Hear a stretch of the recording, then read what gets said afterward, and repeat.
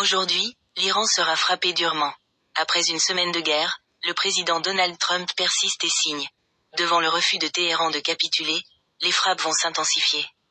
Pourtant, aux États-Unis, le Conseil national du renseignement doutait avant même l'éclatement du conflit que le régime iranien puisse être renversé, a-t-on appris samedi. De son côté, Israël a lancé une « grande vague » de bombardements sur l'Iran. Des frappes américaines et israéliennes ont visé un dépôt de pétrole dans le sud de Téhéran, selon les médias d'État. Il s'agirait de la première attaque contre des infrastructures pétrolières iraniennes dans cette guerre. Des groupes qui n'étaient jusque-là pas pris pour cible, sont désormais sérieusement envisagés pour une destruction totale et une mort certaine, a annoncé l'occupant de la Maison-Blanche, dans une publication sur son réseau Truth Social samedi. Monsieur Trump accuse son ennemi d'avoir un comportement répréhensible, répondant à un message télévisé de son homologue iranien Massoud Pezeshkian, qui refusait samedi de « capituler sans condition », en réponse à un ultimatum formulé la veille. Le président républicain a ajouté à bord d'Air Force One qu'il prévoyait faire « tout ce qu'il faut » pour gagner la guerre, sans se prononcer sur la durée des hostilités. Mais selon un rapport classifié du Conseil national du renseignement cité par le Washington Post, même une attaque à grande échelle lancée par les États-Unis contre l'Iran, aurait peu de chances de renverser la structure de pouvoir solidement ancrée de la République islamique. L'analyse a été complétée une semaine avant l'assassinat du guide suprême iranien, l'ayatollah Ali Khamenei, survenu le 28 février. Il n'a pas été possible de savoir si le président Trump avait été informé de ses conclusions avant le déclenchement de l'opération militaire. À l'instar de son allié américain, Israël entend également poursuivre, de toute sa force, la guerre contre l'Iran. Nous avons un plan méthodique, avec de nombreuses surprises, pour éradiquer le régime, a affirmé le Premier ministre Benyamin Netanyahou. Samedi, plus de 80 avions israéliens sont passés à l'offensive sur la capitale Téhéran et sur la ville d'Ispahan, touchant notamment les gardiens de la révolution islamique et des unités d'entreposage pour missiles, a déclaré Tsahal. La région sous les missiles. Dans le camp iranien, deux figures parmi les plus importantes du régime se sont contredites.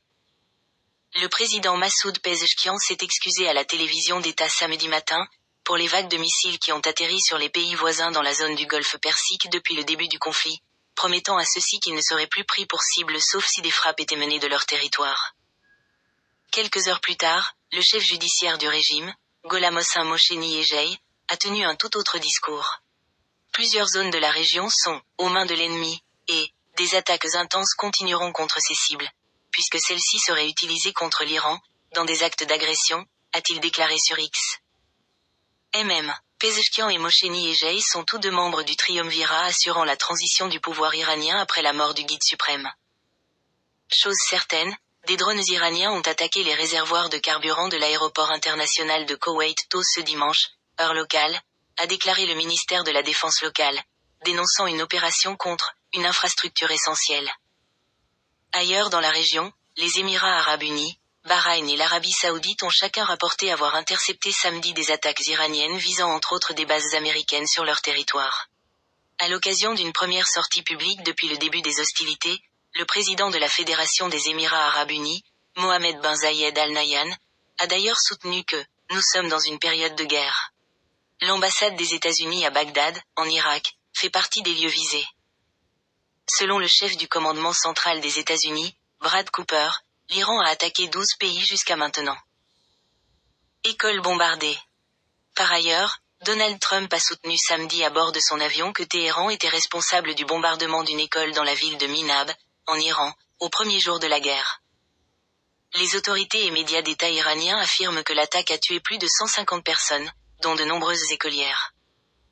Une enquête du New York Times montre que les forces américaines sont les plus susceptibles d'avoir mené la frappe, et le Pentagone mène une enquête interne. Quant aux minorités kurdes, le président américain a avancé qu'il ne souhaitait pas leur implication dans le conflit, ne voulant pas le rendre plus complexe qu'il ne l'est déjà. Quelques jours auparavant, il offrait pourtant une protection aérienne américaine aux Kurdes souhaitant attaquer le régime autoritaire iranien, selon plusieurs sources.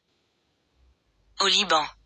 Au Liban, où la situation s'aggrave de jour en jour, une opération des forces spéciales israéliennes a fait 41 morts dans un bastion du Hezbollah dans l'est du pays.